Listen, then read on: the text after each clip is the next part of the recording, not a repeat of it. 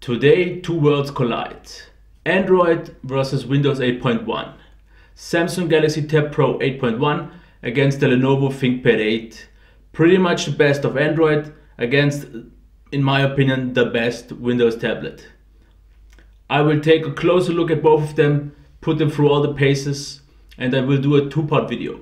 Part 1 will be all about the hardware, so the ports, the display, the sound, the design and the build quality, the feel in the hand. And part 2 will be completely about the software and the performance. And after these two videos, I think you should have all the necessary information for yourself to decide. Because personally, I've already decided which one I will go for. And if you've seen my two reviews, I pretty much know, you know which one. But just keep in mind, I block for the droid effect. So keep this in mind if you maybe think I am biased. So let's start the battle.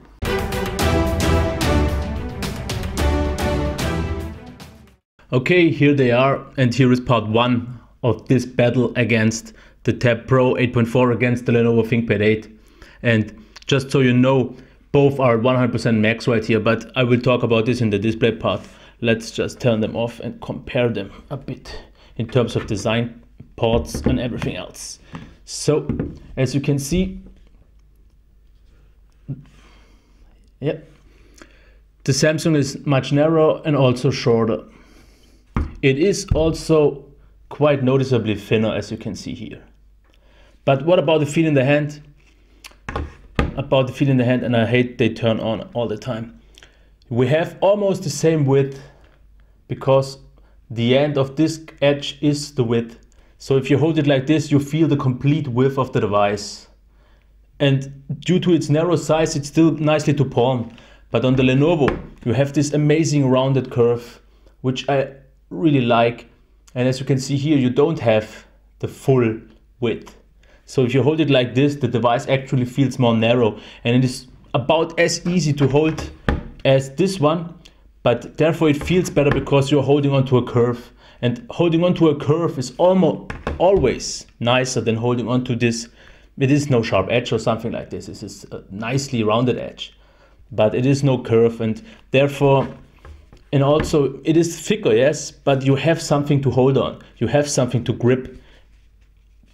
That's pretty nice. You don't really have this because this device is so thin, and I don't really like to touch those ultra thin tablets.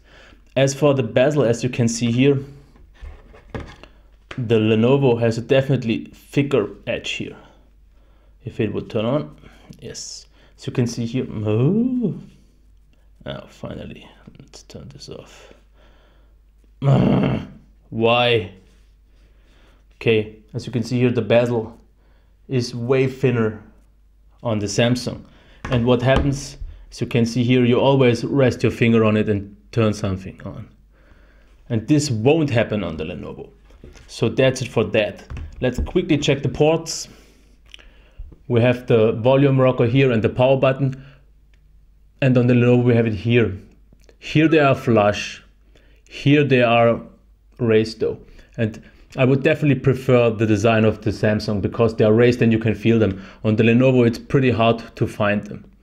Then we also have here the IR blaster, where we have here the USB 3.0 port. Here's the headphone jack, which is on the Lenovo on the back. And on the left hand side we have the micro SD card slot here for the Samsung and here from the Lenovo. Therefore here is the micro HDMI. So in overall, which one takes the cake in terms of design? In terms of feel in the hand, I would give it to the Lenovo. It is 100 grams heavier with 430 grams compared to 330 grams. Therefore it feels more solid. And about the back finish, I really love this aluminum back finish. It is slightly coated, it is never cold and super grippy. Therefore the grip on the faux leather is also awesome. Definitely nothing to say against. But this one just feels a bit more solid. Not that the Samsung isn't, both are totally solid, both are well made. But in terms of design and feel in the hand, I would slightly give it for this. For the ports, this one's the winner. Okay, here you have more ports, like the micro HDMI, the micro USB 3.0 port. So it's for you to decide if you need the micro USB and everything. But that's also a software kind of thing. feel in the hand Lenovo, but this one's still pretty close. So let's take a look at the display. Okay, let's take a look at the display, and first of all, I would really like to show you a movie because you could see the better colors on the movie, but I don't want to get any copyright problems, so I'll just take my last video and it should be good enough, I hope. Let's start them both at the same time. Okay, that somehow worked out, and both are 100% brightness, and I will just leave it like that and I will talk about it. So as you can maybe see,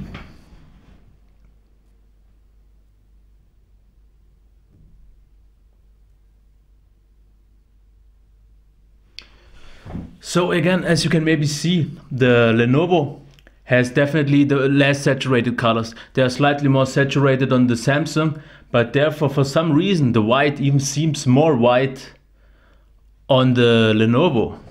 Like I said, the Lenovo is really good for videos. It shows even more details. And this is what I already said. The Samsung has the higher resolution, but therefore it has to scale. It has to scale down because it had a higher resolution than the video itself. The video is full HD. And this one can show it natively and doesn't have to scale anything. And as you can see here, the colors look more natural to me. Let me check. Yes, they definitely look more natural on the Lenovo. Like I said, for videos, I would say the Lenovo is the better one. But if it's up to for text and high resolution pictures, then of course the Samsung takes the cake. But I'm really impressed because I didn't notice before the colors of the Samsung to be so cold. In the direct comparison, you can really see how much colder all the colors are and how much details here get a bit sucked behind it. It looks a bit dull. And even though it is the brighter display, I think it's the colder white that makes a difference, because right from here, if I'm looking at my monitor or if I'm looking at the devices, the Lenovo definitely looks better. There's nothing else to say. I'm really impressed myself, or surprised I have to say, because before I saw the Lenovo and only saw the Samsung, I would have definitely say the winner is the Samsung, and I would overall still say it is because of the resolution. But if I look just at the video, my winner would be the Lenovo. Because as you can see here, it shows so much details. It is the difference of the contrast is so much better. This one looks completely dull for some reason. But let's check a few photos just maybe to see a difference here. Okay, now let's check the picture quality here. As you can maybe see, the Samsung has a bit more saturated colors. Now they seem a bit more dull on the Lenovo. Not really dull, but on the video it could maybe look like this. And we have a little bit more detail here right now, if I see it right through, if I'm looking at that arrow, at that angle. But otherwise I have to say both are pretty nice. This one shows a little bit more detail in the shadow, I would say. But in terms of color accuracy, they really both look very nice.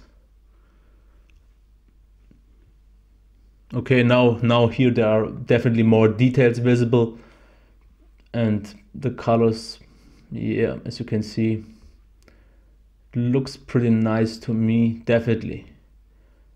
Let's check if we can see some white here.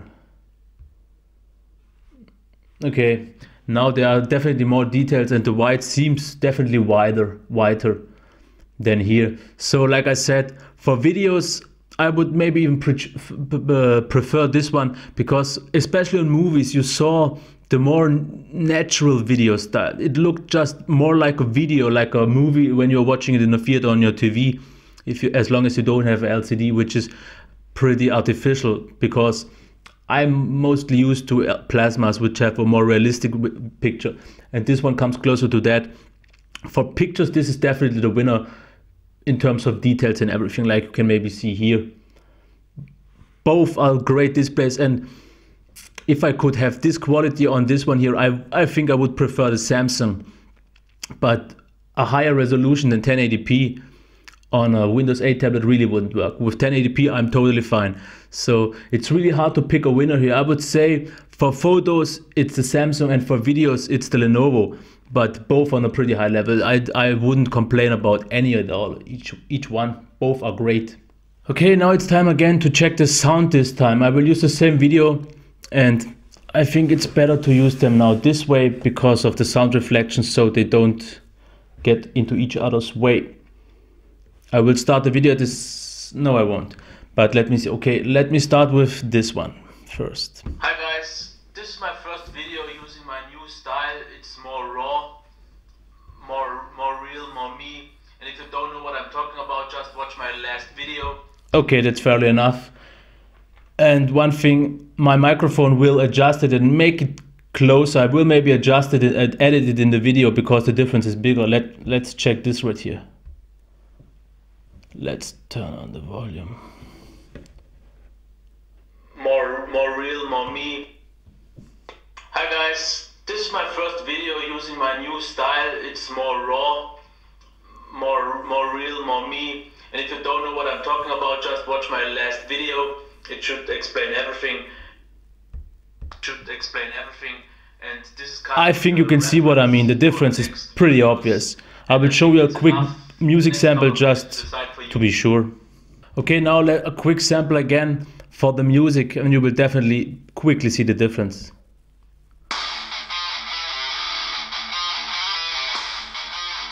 Okay, now let's just try turning on this.